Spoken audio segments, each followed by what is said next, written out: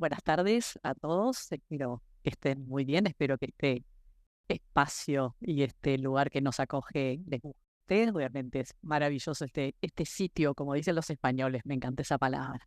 Nosotros decimos lugar y ustedes dicen sitio. Me fascina.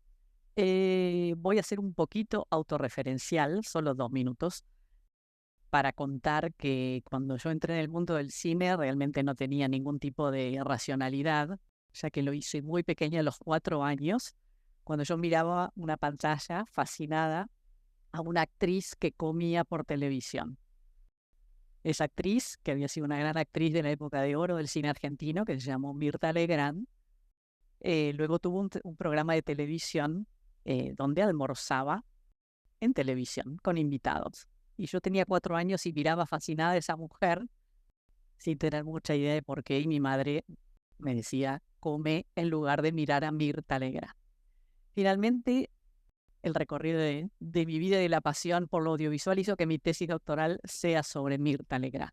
Hizo 36 películas e hizo una en España que se llamó Doña Francisquita. Bueno, cuando esa tesis se transformó en libro, pude presentarla en un museo, en el Museo de Cine, y Mirta Legrand vino a la presentación de ese libro. Lo que fue un sueño cumplido, ¿no? Ella cumple hoy 97 años y acabo de chatear con ella porque está muy lúcida y está por armar su fiesta, aunque acaba de venir de grabar su programa de televisión donde sigue comiendo por televisión desde hace más de 54 años. Entonces, mi primer sueño se cumplió y aún no lo puedo creer. Pero el segundo es que allá cuando entré en la Facultad de Filosofía y Letras de la Universidad de Buenos Aires, tuve un profesor que me hizo conocer por el año 82-83 la revista Contracampo, que llegaba en unas fotocopias muy, muy deslucidas, pero que nos fascinaban. Y un día me dijo, voy a traer de invitado a Jesús González Requena. Llegó Jesús ese día a Buenos Aires, a la UBA, por los años 80, y fuimos 12 o 13 alumnos los que tuvimos el privilegio de compartir con Jesús ese seminario de una semana en Buenos Aires. Bueno, ¿cuál hubiera sido el segundo sueño? Yo alguna vez estar compartiendo una mesa con Jesús y hoy, un 23 de febrero, eso también se da. Así que agradezco enormemente esta oportunidad al Congreso y disculpen la autorreferencialidad. Espero que se queden, no por lo que vamos a decir, sino porque al final vamos a sortear un viaje en el crucero que tienen ahí atrás. Se ha ido, es que es para mostrarse, justamente así. Deciden en cuál de las cubiertas quieren el camarote. Bien, la idea es en esta mesa de cierre conversar sobre el análisis fílmico, algo que nos apasiona a los tres. Al principio le habíamos puesto el análisis fílmico hoy, y después dije, bueno, ¿por qué hoy? Si es ayer, mañana, hoy, y siempre va a ser el análisis fílmico. Entonces, un poco la idea es conversar con Jesús y con José Luis. Ustedes los conocen, pero igualmente los voy a presentar para aquellos que todavía no saben de su vasto currículum. Así que brevemente, Jesús es catedrático de Comunicación Audiovisual, coordinador del doctorado en Teoría, Análisis y Documentación Cinematográfica de la Universidad Complutense de Madrid, presidente de la Asociación Cultural Trama y Fondo. Voy a citar simplemente sus textos relacionados con el cine especialmente, autor de La metáfora del espejo, el cine de Douglas Sirk, el discurso televisivo, bueno, uno de ellos espectáculo de la posmodernidad, el espectáculo informativo, la metamorfosis del deseo, etc. Obviamente su tesis fue sobre Douglas Sirk. Y bueno, además de un gran docente, pensador y gran persona. José Luis Castro de Paz, que es catedrático de Comunicación Audiovisual y Publicidad de la Facultad de Ciencias de Comunicación de la Universidad de Santiago de Compostela, es investigador del Grupo de Estudios Audiovisuales GEA, director del Centro de Estudios Fílmicos de la UCS, de la Santiago de Compostela, perdón, presidente de la Fundación Wenceslao Fernández Flores, académico, correspondiente de la Real Academia de Bellas Artes de Galicia, director académico de Vía Láctea Editorial, codirector de la colección Cuadernos de Cine, codirector de la colección Maravillas, un historiador del cine, y especialmente del cine español. Así que gracias Jesús y gracias José Luis por compartir esta mesa. Y me gustaría que primero la abre Jesús, luego José Luis, y más allá que conversemos también lo abro a ustedes con la posibilidad de que podamos interactuar y que sea con una dinámica más de diálogo y no tanto de exposición. Así que la primera pregunta, que en realidad es una pregunta en espejo, le diría y le preguntaría a Jesús qué es lo que la historia le puede aportar al análisis fílmico, y al historiador le preguntaría qué es lo que el análisis fílmico le puede aportar a la historia del cine. Bueno, antes que nada, qué emocionante, Gabriela, muchas gracias. ¿Cuántos años hace? Pues yo creo que, la verdad, creo que el análisis fílmico es el que más debe aportar a la historia, pero no por hacer un feo a la historia, sino porque el análisis fílmico lo que hace, digamos, es analizar los textos uno a uno. No tiene sentido plantearse, a veces llegan los estudiantes y dicen, yo quiero hacer una tesis de análisis textual sobre el cine de Hollywood, o sobre... No, el análisis textual es coger una obra o coger un texto y entrar en él y averiguar qué sucede en él, ¿no? Entonces, es un territorio, digamos, micro. Lo que pasa es que es muy fecundo, porque una gran obra de arte caben muchas cosas, ¿no? Bueno, yo creo que digamos que los resultados del análisis textual, en principio, suministrarían un material fundamental para para la historia del arte, ¿no? En este caso, para la historia del cine, ¿no? Evidentemente, la historia trabaja con muchos otros marcos, referencias teóricas, pero lo que es el conocimiento de los objetos que hacen esa historia es la tarea del análisis textual. Bueno, vamos, estoy absolutamente de acuerdo. Yo soy historiador del arte, aunque acabé siendo catedrático de comunicación audiovisual, una carrera que no he cursado.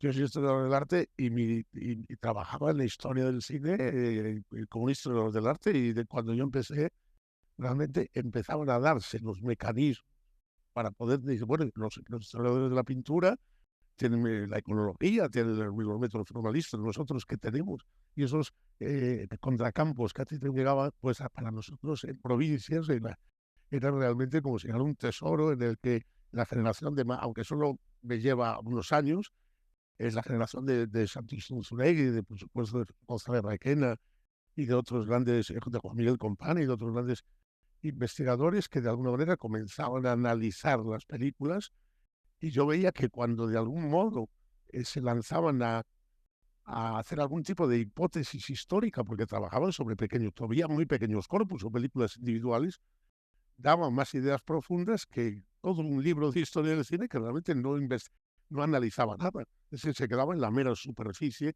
de lo que era el texto. Yo recuerdo algún artículo central, y por poner ahora el ejemplo de Jesús, a la que por supuesto no os podéis imaginar el honor que es un congreso junto a él, que ha sido de verdad desde el principio de mi carrera uno de los referentes ineludibles para... Y eso que él no es básicamente un historiador, pero estoy pensando en un artículo como el de Hitchcock de Contracampo de 1981, en el que de alguna manera se conceptualizaba el término manierismo, que es un término absolutamente central en la historiografía cinematográfica desde España, y gracias a él. Y yo, bueno, pues sí, esta gente que todavía no ha hecho historia y ha estudiado algunas películas es capaz de decirme más cosas en libros enteros que nada más que hablan de las fechas y los títulos de las películas, y superficialmente eso, de aquello que las películas nada más cuentan, pero no de cómo cuentan las cosas, de qué estilo, de qué maneras, de qué formas, y de qué maneras incluyen al espectador en el texto y le hacen emocionarse. Pues fue un despertar y absoluto para una historia en cine nueva, que gracias a él y otros como él, y al esfuerzo de muchos investigadores como yo mismo, como Asier Alzubía y como otras generaciones, hemos intentado y estamos intentando reescribir la historia del cine español, efectivamente, teniendo de otras muchas apoyaturas metodológicas y teóricas, pero con el análisis textual del film como la base formal, a partir de la cual tienen que estudiarse los modos de estilización concretos que en cada periodo de la historia del cine y del cine español en particular, pues trabajamos sin cesar. Yo llevo 30 años obsesionado en demostrar tópicos de que el cine español no tenía ningún valor, pues se desmontan a poco que uno penetre en las películas analizando los libros. A ver, el análisis sexual tiene variantes, pero desde luego es la única manera de poder saber de verdad lo que dicen las películas, cómo el arte evoluciona, el arte evoluciona. Si no habría habido una renovación de la historia del cine, de la historiografía cinematográfica, si no hubiese sido por el trabajo de los analistas actuales. ¿No? Gracias. Pensando que una obra de arte o una película es, ¿no?, la marca, la huella de una subjetividad, ¿cómo podemos desarrollar el desafío de aplicar una metodología objetiva, que en teoría son con los métodos con los cuales intentamos abordar esa subjetividad? ¿Cómo es ese recorrido desde, ¿no?, una metodología objetiva que intenta analizar una subjetividad que ha quedado ahí pregnada? Claro, es que un texto artístico, en mi opinión, no es un objeto comunicativo, no es un mensaje con independencia de que secundariamente pueda transmitir determinadas significaciones. Un texto artístico es básicamente un espacio de experiencia subjetiva cristalizada, o sea, está ahí. De manera que lo que nos ofrecen los textos artísticos es precisamente la materialización, la objetivación de esa subjetividad. Entonces, lo que hay que hacer es entrar ahí. Y eso sí exige despejar las dificultades iniciales, ¿no? Quizá convenga que me detenga un poquito en esto, ¿no? Bueno, esto es como yo lo entiendo, ¿no? Yo creo que el primer paso decisivo para iniciar un análisis textual es rechazar cualquier hipótesis. Por eso estoy en guerra contra las escuelas de doctorado. El análisis textual no puede trabajar con hipótesis. ¿Por qué? Pues porque las hipótesis guían y tapan el texto mismo con el que tenemos que chocar. Segundo, solo se debe analizar un texto que realmente le haya impactado personalmente al analista. ¿Por qué? Pues porque tiene una guía para su análisis, es decir, ha hecho una experiencia subjetiva que está ahí, que ha dejado huella y que sigue pendiente. Entonces hay que analizar precisamente esos textos que uno siente que necesita volver a ver. La guía entonces es el punto de ignición de ese texto, que es, digamos, el lugar donde nos ha quemado. Hay que localizarlo, pero no hay que querer entender, todo lo contrario. Cualquier intento de entender demasiado pronto es matar el análisis. Un buen analista tiene que suspender la comprensión lo más posible y a partir de ahí empezar a deletrear. Es decir, a chocar e interrogar cada uno de los elementos del texto. Cuando digo cada uno de los elementos del texto, no digo solo los signos, porque un texto artístico no está hecho básicamente de signos, aunque también haya signos, ¿no? Hay signos, hay imagen, hay signos que tienen significación, hay imágenes que interpelan a nuestro deseo y hay una materia real que es la huella más inmediata precisamente de esa subjetividad que ha quedado ahí depositada, ¿no? Si el texto que nos interesa es por principio un texto verdadero, quiero decir, contiene una experiencia subjetiva verdadera. No hablo de verdad universal, abstracta, no, ha quedado ahí la huella de un artista. Y en tanto que el texto se nos ofrece como un espacio de experiencia, podemos recorrer, ¿no? Explorar los elementos que contiene. Y este es el último presupuesto teórico que añadiría, con la seguridad de que vamos a encontrar un montón de cosas. Siempre que estemos dispuestos a renunciar a entender durante el mayor tiempo posible y a descubrir lo que el texto nos ofrece. Una metáfora de referencia, para mí el psicoanálisis es una referencia teórica mayor, ¿no? Y les pondría el ejemplo de, la interpretación de los sueños. Una película, si algo se parece de verdad, es a un sueño, ¿no? Bueno, ya saben ustedes más o menos cómo trabajaba Freud. trabajaba a partir del contenido manifiesto para ir abriendo una serie de hilos, vía siempre el deletreo detenido de cada elemento en busca del contenido latente. Bueno, pues en mi opinión, un texto artístico es el contenido latente del sueño. El contenido manifiesto es precisamente ese recuerdo pantalla con el que nos protegemos de la experiencia dolorosa que hemos hecho del texto. Por eso hay tantos bares alrededor de los cines, ¿no? Porque la gente sale desesperada, que cuanto más le ha afectado la película, más necesita hablar de ella para taponar esos puntos de angustia, ¿no? Bueno, si conseguimos no taponar esos puntos de angustia y deletreamos, está todo escrito ahí. Y al final es una exploración absolutamente objetiva. ¿Cómo pensamos y cómo construimos esas preguntas que le vamos a hacer al texto? ¿Surgen del propio texto? ¿Hacemos un trabajo? No es tanto pregunta como, digo, insisto, deletreo. Hay que deletrear cada elemento para escucharlo hablar y desde luego hay que intentar seguir el movimiento del texto, ¿no? Es decir, si es que la experiencia estética, por eso digo que no se parece nada a la lógica comunicativa. Un comunicador es alguien que sabe lo que quiere decir, lo codifica y lo envía. Un artista es alguien que por definición no sabe lo que quiere decir, sabe que necesita decir, que necesita alumbrar, dar forma a una escena que le duele en su interior, ¿no? Esto convierte de alguna manera la experiencia del texto en una continua interrogación emocional. Un buen análisis no es el que le plantee preguntas al texto, sino el que intenta deletrear y nombrar las interrogaciones emocionales que paso a paso el texto va generando en su espectador. Eso sería la idea. A ver, después de lo que acabo de decir Jesús y que comparto, os daréis cuenta la enorme dificultad que supone utilizar los mecanismos metodológicos teóricos de análisis textual a la historia.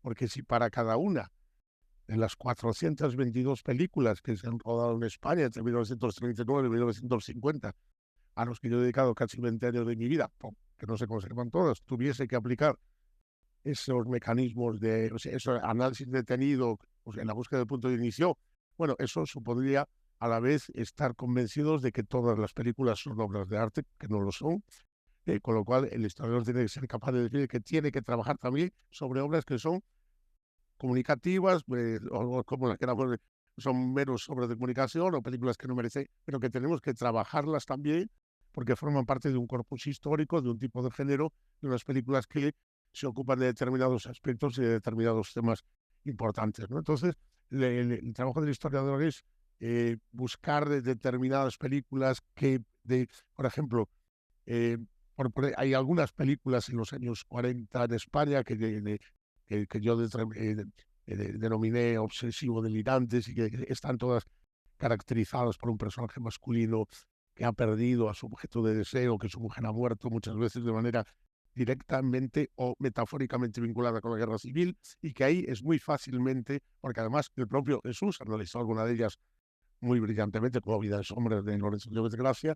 Entonces, a partir de ahí he sido capaz de crear, a partir del trabajo de Jesús, de mío propio y de otros investigadores, un modo en el que de alguna manera ese punto de inicio, esa falta absoluta, esa herida del sujeto queda marcada en el mismo texto de la película y tiene que ver con la historia de España, pero claro, imagínate utilizar ese corpus, ese trabajo para 400 pelis. Entonces, el historiador trabaja también con el trabajo de otros analistas y, muy importante, con el trabajo de los críticos. Hay críticos, grandes críticos de cine, que son analistas. Estoy pensando en André Bazin, pero estoy pensando en algunas grandes críticas de Juan Miguel Compare. No sé si tú hiciste crítica alguna vez. Y esto permite sentar una especie de colchón interpretativo que poco a poco va germinando y va dando ideas, y que el historiador tiene que valerse de él, porque si no, efectivamente nos encontraríamos en el callejón sin salida de que yo no podría aplicar a la historia del cine, hacer una nueva historia de España que estudia décadas enteras, géneros enteros o tipologías o obras de directores, si tuviese que aplicar. Por lo tanto, tenemos que basarnos en la crítica, en la mejor crítica, análisis y en el trabajo de otros analistas. Estoy pensando, por ejemplo, un trabajo de Jesús González Regina sobre 4 películas de Rafael Gil. Y esto lo estoy poniendo como ejemplo, pero no es el único, porque está aquí, pero es uno de los más importantes. ¿Sí? Nos valió a otros de ejemplo para ver cómo esos elementos podían repetirse en otras películas y nos permitían ir modelando una forma de comedia que se caracterizaba por un españolito de a pie, un hombre herido que apenas llegaba a fin de mes, pero que también se representaba con una cierta tipología corporal, con una cierta gestualidad.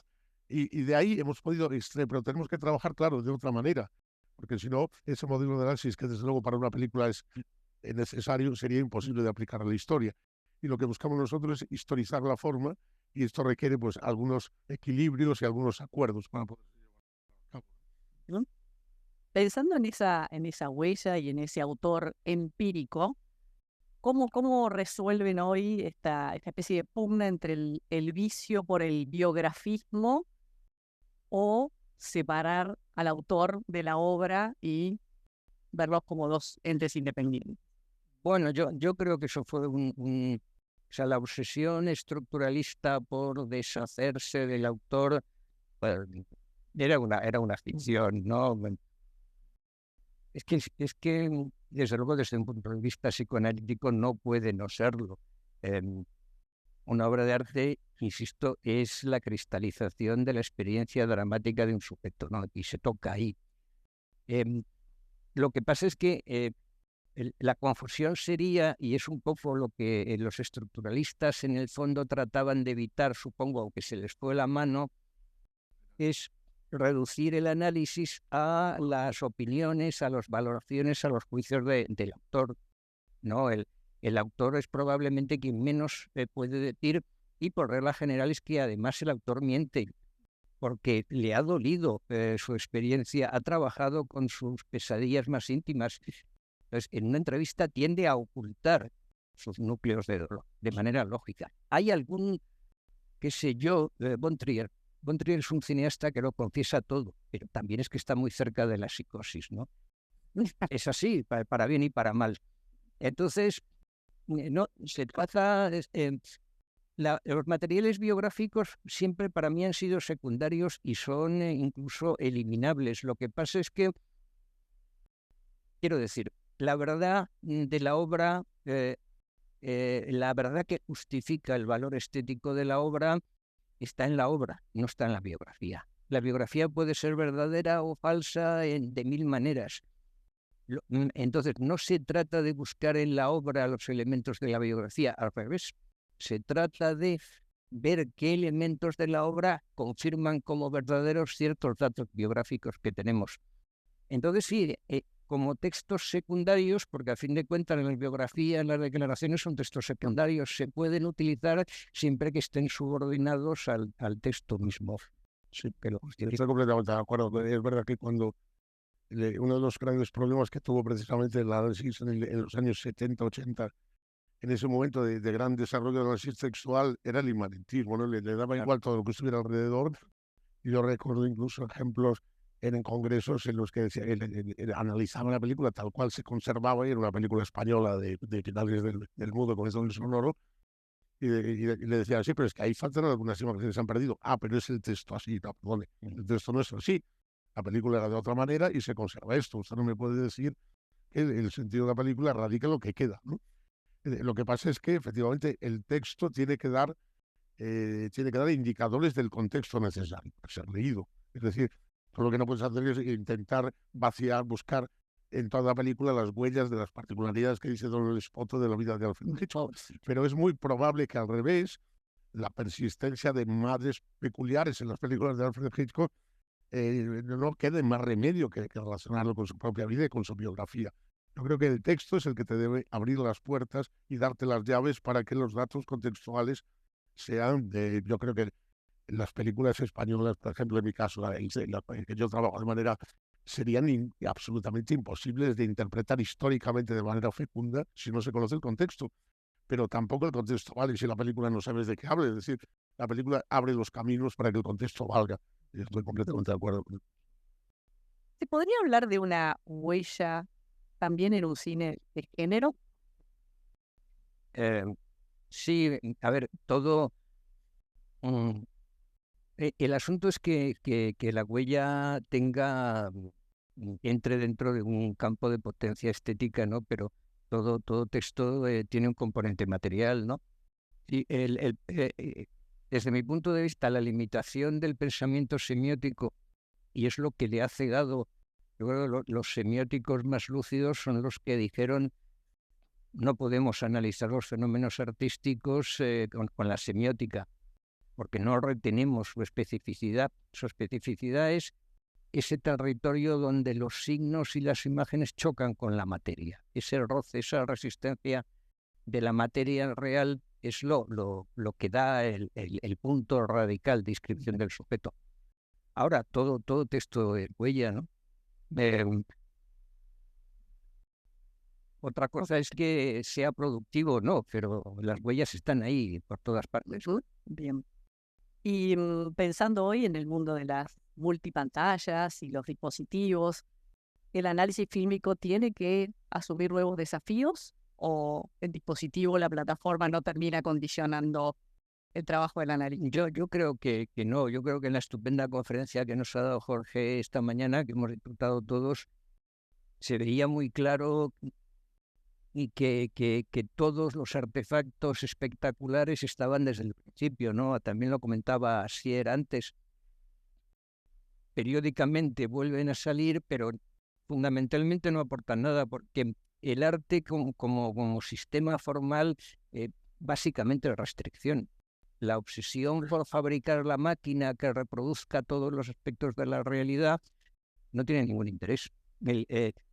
La herramienta primaria de escritura cinematográfica es el encuadre. Lo ha señalado de alguna manera Jorge esta mañana, diciendo: bueno, y esto de reventar el encuadre, ¿para qué sirve con lo que sea el trabajo que se pierde para construir el encuadre? Claro, si es que es la herramienta básica, ¿no? Entonces son artefactos que aparecen periódicamente, pues eso, dentro de guerras espectaculares entre medios y empresas, pero no son factores técnicos relevantes. En cualquier caso, a ver, yo estoy recordando ahora un magnífico trabajo de Jean-François Tarnowski sobre el crimen perfecto de Alfred Hitchcock, que es en España en un libro que se llamaba Hitchcock, Frenesí y Psicosis, y que sí era capaz de ver como algunos cineastas de calado, de talento, habían sido capaces de crear formas narrativas, visuales, y profundamente significantes a partir de ciertos recursos que la tecnología proponía. Y analizaba en concreto y con gran detalle algunos fragmentos de la película de 1953, me parece, El crimen perfecto, a partir de que Hitchcock había pensado en 3 dimensiones. Es decir, es verdad lo que comparto en general, lo que Jesús dice con respecto a que al final el arte es encuadrar, antes no había, ya estaba el todo ya estaba, lo que hay que poner la mirada sobre alguna parte, pero es cierto que, a ver, que algún aspecto estilístico particular de algún detalle del cineasta puede ser estudiado en detalle a partir de ciertas tecnologías. A ver, la triple pantalla de Abel Gance y Napoleón, de que nos hablaba de la que nos hablaba Justicia por la mañana, no sería la misma película, ni su profundidad semántica, ni siquiera su emotividad sería igual si no se utiliza la tecnología. O sea que es verdad en general, pero cada película requeriría incluso un análisis detenido que permitiera saber hasta qué punto ese desparrame era inútil o era un desparrame que tenía una lógica. Spielberg hace muy poco ha dicho que las narraciones inmersivas, los guiones 360, hacen estallar la estructura clásica del encuadre y del guión, y que es un gran desafío para los nuevos guionistas subir este nuevo modo de construcción de un guión con todos los posibles puntos de vista, ¿no? Sí, por eso creo que lo dijo con respecto a aquel delirio absoluto de película que ganó no sé cuántos Oscars, y que es una cosa, no sé, todas las cosas, de todas las partes y a la vez, ¿no? Pues en esa película nunca entenderemos por qué ganó el Oscar, No, nunca entendemos por qué se hizo, ni en fin, es un disparate, es un delirio. Un buen ejemplo de esto es las modificaciones de la escala del encuadre, claro. Plantean a cada cineasta pues todo un esfuerzo de disciplina para pensar su composición sobre otra lógica, ¿no? Pero reventar el encuadre. O sea, una de las enfermedades de cierto pensamiento moderno es pensar que nunca ha sido así hasta hace 15 días, ¿no? Que el arte tendría que devolver la realidad tal y cual es. No, pero si la realidad tal y cual es la tenemos todos los días. O sea, no vamos al cine a ver la realidad tal cual es. Si ya vivimos en un mundo en 3 dimensiones, ¿no? No, vamos a otra cosa. Y vamos, bueno, ¿al cine a qué vamos? Pues evidentemente nadie va a recibir un mensaje. Hay quien se engaña a sí mismo diciendo que va a participar de un acto de adhesión ideológica consigo mismo, pero eso no tiene circuito, ¿no? No, vamos al cine a que nos suceda algo en el plano de nuestro universo fantasmático. Cada cual sabe qué tipo de películas busca y son aquellas en las que intuye que va a poder acercarse a esas escenas fantasmáticas propias que le habitan y que tiene pendientes. Y eso es escala del inconsciente. El espectador es el sujeto del inconsciente, ¿no? Pensando también como docentes, ambos profesores, y hoy viendo el desafío también de la alfabetización audiovisual y de cómo incentivar la mirada crítica en nuestros alumnos, pensaba en esa frase, bueno, de agradecimiento hacia un maestro que no es que me enseñó cómo pensar, sino qué pensar, ¿no? O sea, lo que valoro es que me enseñó cómo pensar y no sobre qué pensar.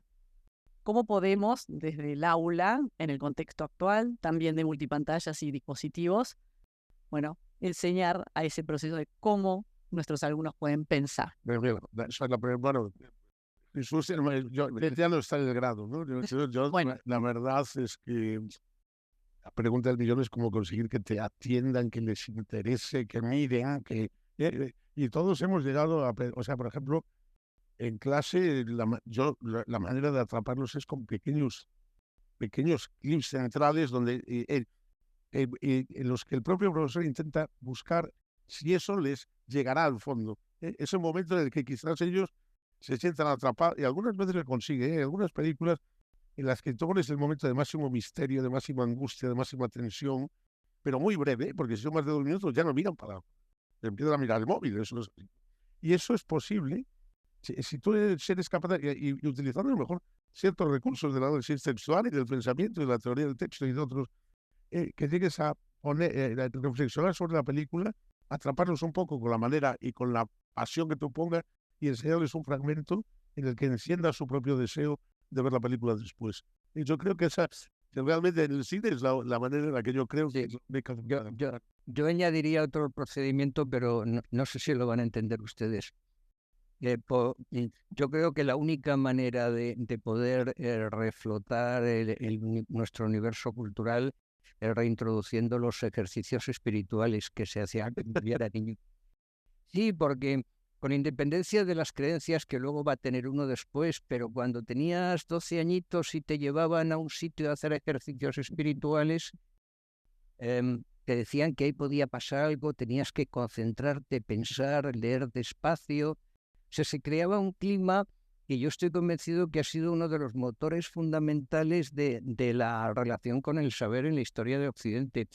Quiero decir, no hablo específicamente de los ejercicios espirituales católicos, hay muchos tipos, ¿no? Los hindúes tienen los suyos. Pero que es que cuando hemos eliminado eso y configuramos un espacio cultural absolutamente narcisista e inmediato, no hay manera. Pero los ejercicios espirituales, la idea básica es: vas a estar aquí 3 días, espera, tómatelo con mucha calma, que a lo mejor al final te pasa, ¿no? Oye, pues incluso podías ver a Dios y tal, aunque luego te hicieras ateo 3 meses después, pero eso era una oportunidad de conocerlo. Claro. A ver, el tema este que planteas de la docencia y de la docencia en general, porque el universitario lo vemos todos, que es decir, es una cosa que va de mal en peor y que prácticamente no saben leer cuando llegan a la carrera y apenas saben leer cuando terminan. Entonces, en el mundo de la imagen todavía es más complejo, porque apenas sostienen la mirada y el interés durante unos segundos. Entonces, dar clase de cine, de historia del cine, como en mi caso, en el que tienes que hablar desde el cine primitivo y explicar la importancia de intolerancia, es casi una tarea de titanes. Entonces, los mecanismos mediante los cuales los profesores tenemos que plantearnos si ya no valemos para nada y nos retiramos y que empiecen a ver TikTokers a dar clases de cine, o nos planteamos mecanismos. Y sinceramente, por mucho que parezca muy en mi opinión y mi práctica personal, intentar captarlos, pero claro, es una trampa. Al final, es decir, los voy a tapar por sus propios medios, en una especie de TikTok que ponga el momento en el que el hombre ve a su mujer sonriendo, mira en sombras que es muerto, y a ver si a partir de ahí atrae eso. Pero es un truco. Es decir, yo la verdad no tengo respuesta a eso, pero creo que No podemos. somos docentes la mayoría de las personas que estamos aquí, o muchísimos de nosotros, y es un problema con el que nos enfrentamos cada día, y es angustioso, porque yo llevo 30 y tantos años dando clases en la universidad, y cada día que me voy al aula me planteo si hay alguno de toda esa gente que le interesa algo, ya no solo lo que yo vaya a decir en concreto sobre el cine español de la posguerra o sobre la modernidad hace no sé qué, sino sobre el propio cine, que no tengo ni claro porque soy de comunicación audiovisual. Y dice, ¿no sé el cine? No. Entonces, Está ahí sentado. Y es una angustia diaria para el docente, lo digo en serio. ¿Alguien quiere comentar algo al respecto? No abramos de ese. No, es que no tiene final. Bien. No, bueno, que es muy, pero de verdad que es un problema enorme para los analistas. Es decir, es que no les despertar su interés es un problema para todos los docentes, y con respecto a la imagen es un problema añadido. Lo ha explicado también Jorge por la mañana, que está huevo, no hace falta insistir. Yo añadiría un aspecto sobre eso, ¿no? Y es, digamos que Occidente está en el límite de agotamiento del modelo de la modernidad, que fue precisamente la idea, que en muchos aspectos muy productiva, pero en algunos decisivamente fallida, era la fantasía de poder construir un mundo totalmente racional y poder renunciar definitivamente a la mitología. Antropológicamente, una cultura sin mitología no tiene posibilidad de supervivencia. Yo creo que este es el callejón sin salida en que estamos ahora. Ha habido muchas mitologías, no se trata de aplaudirlas todas, las hay buenas, malas y irregulares, pero toda mitología, si quieren ustedes, toda religión, que a fin de cuentas son sus herederos más modernos, eran espacios de interrogación para la subjetividad. Y es que la subjetividad es interrogación. La subjetividad no es respuesta. El estar en el mundo es soportar una interrogación abierta que no se cerrará nunca, ¿no? De manera que la fantasía de crear un mundo amueblado, racional, donde desaparezca la angustia del sujeto, es suicida. Y ese es el punto en el que estamos. ¿Cómo huyen los jóvenes de esa incapacidad de procesar la angustia? Pues con sobredosis adictivas que tienen la estructura pues, de la adicción, ¿no? Sea con imágenes o sea con drogas. Sustancias, ¿no? ¿No? ¿Y por qué no aparece la lectura como una de los... La lectura. Claro, lectura de textos, porque la literatura, ¿por qué no va porque no han ido a ejercicios espirituales entre los 10 y los 12 años, claro. Si van, luego leen. De veras. Puede ser. Estamos hablando de ese problema en imagen, pero no sé yo, salvo incluso estoy convencido de que algunos de filología les costará leer los libros centrales de los clásicos de su propia especialidad. Estoy convencido de que leerán fragmentos. Digo, acá, ¿Cuál es la unidad mínima del análisis sísmico? La unidad mínima del análisis sísmico es cada fragmento. Es que son de tantos tipos. Precisamente el principio del entrego que yo explicar a los alumnos, pues es eso. Primera imagen, congelar, empezar a nombrar todo. El fotograma.